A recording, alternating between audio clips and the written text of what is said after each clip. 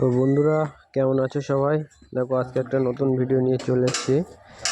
ফ্রিজটা হচ্ছে এলজি, যেটা লিক করে ফেলেছে, কিছু বার করতে গিয়ে লিক করে ফেলেছে।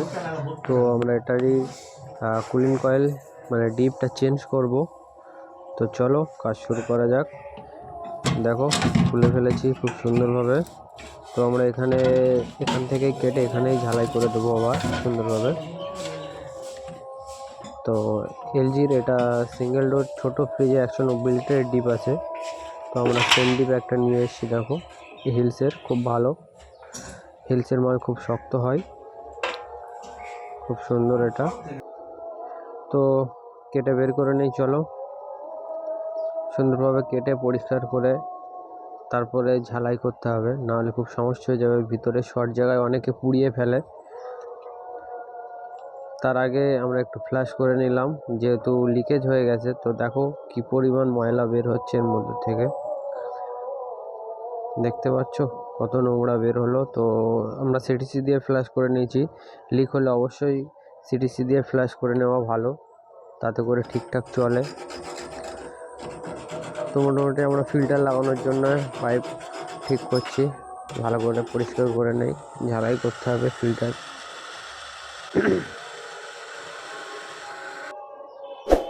তো মোটামুটি ফিল্টার ঝালাই কমপ্লিট, এবং আমরা লিকেজ চেক করে নিয়েছি সুন্দরভাবে। দেখো, খুব সুন্দর ঝালাই হয়েছে। তো কুলিং কয়েল যেটা ডিপ আছে ঝালাই করছি আমরা, ভিতরে খুব ঝামেলা হয়, কষ্ট করে ঝালাই করতে হয়।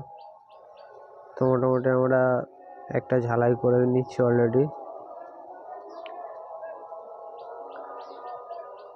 তো মোটামুটি ঝালাই শেষ। এবারে আর একটা পাইপ আছে, সেটা ঝালাই করব। সুন্দরভাবে ঝালাই করে নিতে হবে যেন লিক না থাকে।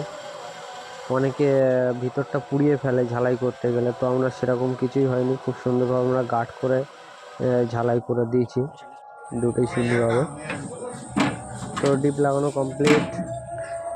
এবারে আমরা ভ্যাকুম করব, সুন্দরভাবে ভ্যাকুম করতে হবে, তবে তো মেশিন ঠিকঠাক চলবে, ঠান্ডা ঠিকঠাক হবে, চোকিং প্রবলেম হবে না।